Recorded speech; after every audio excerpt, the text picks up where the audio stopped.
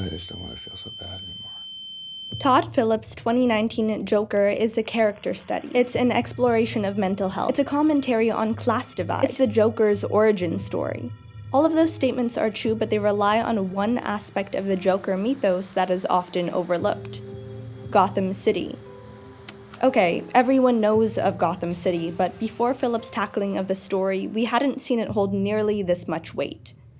In Joker, Gotham City is its own character, as real, impactful, and complex as any of the other characters. It's the driving factor in how the many conflicts escalate, why Arthur turns into the person he is, and why the story unfolds in the way it does. Gotham City is built on nuances, light and dark, that make it just as complex as Arthur. Where Arthur Fleck is the film's protagonist, Gotham City is the antagonist. Not the three men from the subway, not Randall, not even Thomas Wayne. Gotham City is the movie's main antagonist. Every aspect of it, the trash problems, the rampant crime, even the city's design, points to urban isolation, the untreated infection that causes the revolutionary outbreak at the end of the film. The film's production designer explicitly shared the director's outlook towards Gotham City in an interview. He said Todd had a point of view that was baked into the script, a hard, disenfranchising, horrifying place, and one that wasn't arch in any way. In a lot of ways, our version of Gotham is an extension of the character. Phillips' Gotham City was inspired by New York, but not the New York we see today, how it was in the 1970s and early 80s, specifically in 1981. The city that Arthur Fleck lives in is a tinderbox. It's charged with civil unrest and discontentment, ready to blow at any moment, which we actually see as the events unfold. Phillips was very intentional in the time period he used to inspire components of the city. There are issues in modern New York, but they're presented differently. Corporate America has scrubbed the surface of many metropolitan areas. The problems are still there, they're just a little more tucked away. More similar to how things were 4 decades ago, Gotham City is how it appears to be. It's broken down on every level. Social services are failing. The city's cut funding across the board. Social services is part of that. This is the last time we'll be meeting. Income inequality is severe and violence is everywhere. This is reflective of the state of New York City in 1980, which was a record-breaking year for crime there. But while we can understand how Phillips designed Gotham City to match his version for Arthur, we need to recognize that within the world of the film, Arthur is who he is because of Gotham. Let's break down the city now. From the moment the film opens, we're immediately fed vital information about Gotham City. It's not blatantly thrown in our faces, but it's there, subtly indicating to us that the city's decay is all-consuming and inescapable. It's day 18 of the garbage strike, with 10,000 tons of garbage piling up every day. Even the nicest sections of the city are looking like slums. Did you catch that? Take a closer listen. It's day 18 of the garbage strike, with 10,000 tons of garbage piling up every day. Even the nicest sections of the city are looking like slums. This garbage strike is referenced several times throughout the film and pays homage to the real-life New York City garbage strike of 1981. Streets were flooded with waste as trash collectors sought higher wages, better working conditions, and improved benefits.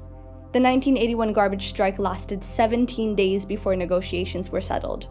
In Joker, we first see Gotham on day 18, with no agreements in sight. The real issue that this garbage strike presents is not the obvious garbage is gross and messy problem. It's much deeper than that and actually an exemplification of class divide. The testimonials on the radio exhibit this. It's starting to affect my business when customers can't get in here because of the garbage situation. I'm not out that long to smell it, but I think to look at it, it's terrible. It don't affect me except for the very bad smell here. It's horrific. All of these concerns about the garbage are valid, but the individuals complaining still hold a level of privilege. A bad smell is annoying. Reduced business is more worrisome. But all those radio testimonials fail to represent the experiences of the lower class, particularly those living on the streets who are most affected by the garbage strike. For those walking or driving down the streets to get from their homes to the store, the garbage is an ugly inconvenience. For those without a home, it's a severe health hazard. Garbage can harbor bacteria and parasites. Sharp objects and discarded needles can be stepped on and cause infections. People can trip over debris.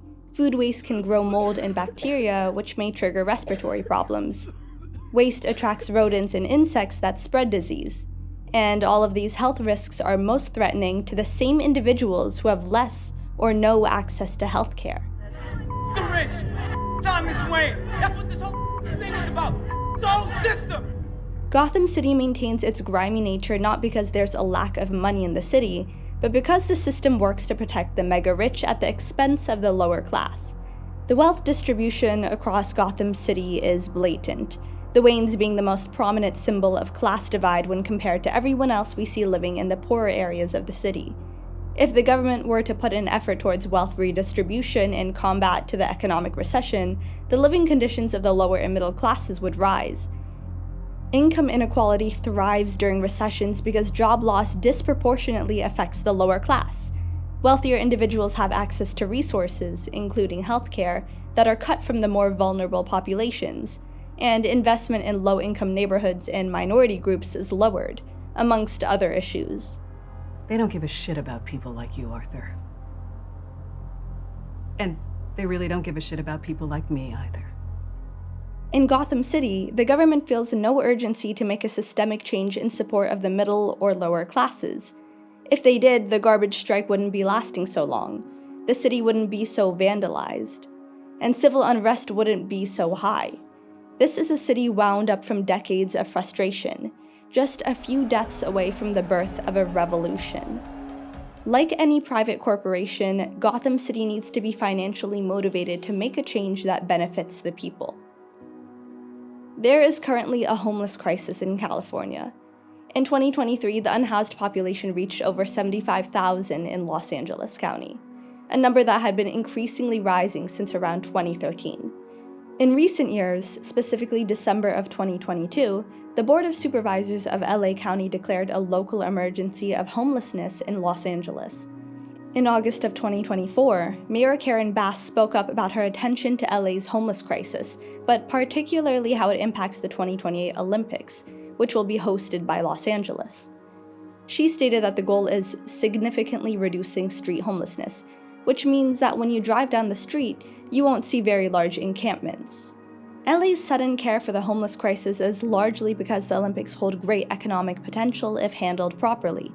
They need clean streets to create a positive impression with the rest of the world, to attract tourists, and to allow for broader infrastructural projects. No, intention doesn't necessarily matter if people are being helped, but we can't ignore how governments view the lower class like pieces of trash, to be swept away when inconvenient. And unfortunately, this mentality is nothing new. The government has merely found a more politically correct way of hiding their disregard for under-resourced communities. The last time LA hosted the Olympics was in 1984. This UPI article published prior to those Olympic Games speaks of the unhoused with a blatant disrespect. They're categorized not just as street people, but alcoholics, the mentally ill, and others just down on their luck, all of which stereotype and generalize the population while also not acknowledging the systemic issues which may lead people to alcoholism and mental health problems in the first place. Systemic issues upheld by the government. The opening line of the article says it best. The City of Angels is having little success in its campaign to hide its homeless from the view of its Olympic guests. Sounds ironically sacrilegious to be more concerned with hiding the homeless than helping them. The article also quotes Police Captain Billy Wedgeworth explaining that they're trying to sanitize the area, as if the homeless are bacteria. Law enforcement was also intensified with the intention of pushing them away and out of sight. You might remember it was Thomas Wayne who first referred to many of Gotham's residents as clowns. Gotham City isn't an exaggerated version of reality. It's built on the same wealth and power-driven agendas that we see in modern America and across the globe. Oh, why is everybody so upset about these guys? If it was me dying on the sidewalk, you'd walk right over me. The civilians are sick of how the city disregards the needs of the general population. Arthur's stance against the Wayne Investments businessmen may have been violent, but it showed him taking a stand against the rich and everything the rich stand for, igniting the anger of the people enough to set fire to a revolution. Those three men in the subway were not just men. They were a synecdoche for what Gotham City is and what it represents. You think men like Thomas Wayne ever think what it's like to be someone like me? To be somebody but themselves? They don't. So now we know how Gotham City is run and the mentality behind its most powerful people and corporations. But what about the infrastructure itself? The city's urban fabric reflects the psychological degeneration and hopelessness of the residents, brought on by the economic recession. Gotham Square is the Times Square of Gotham City. Fashioned by a multitude of stores and companies for people of all different interests and backgrounds, Gotham Square is a cross-section of different worlds in the Joker's universe. While the cultural diversity and shared living struggles in the area provide a good foundation for the civilians to learn from, grow, and support each other, everyone is far too concerned with their own lives to be able to worry about a stranger. Throughout Gotham Square are adult theaters, reminiscent of the boom of the adult film industry in New York City's early 80s. Criticism for Joker largely centers around the idea that the movie tries to be edgy for the sake of shock and attention, but the acute level of detail in the film proves that every little decision is intentional and serves a greater message. Porn theaters give the impression that the people living in the city, and especially those who attend those types of movies, are shameful and morally corrupt. But again, the stigma behind porn subconsciously crafts a profile of its viewers being creepy, lazy incels. But what people often overlook is how porn theaters rise in tandem with sex addiction and the feelings of isolation. An individual may develop a sex addiction because of past trauma, low self-esteem, and depression. Without mental health support, particularly when social services are cut, people seek means to help them escape their realities and get their dopamine release. This becomes a cyclical issue where people feel isolated and unhappy, so they self-medicate through more isolating and addictive measures. The prevalence of porn theaters doesn't mean that the civilians are deplorable, gross, or shameful. It means they're sad and lonely. Got nothing left to lose. Nothing can hurt me anymore. This all connects under the vein of urban isolation. Urban isolation is the phenomenon of individuals feeling a loneliness that comes from living in the city.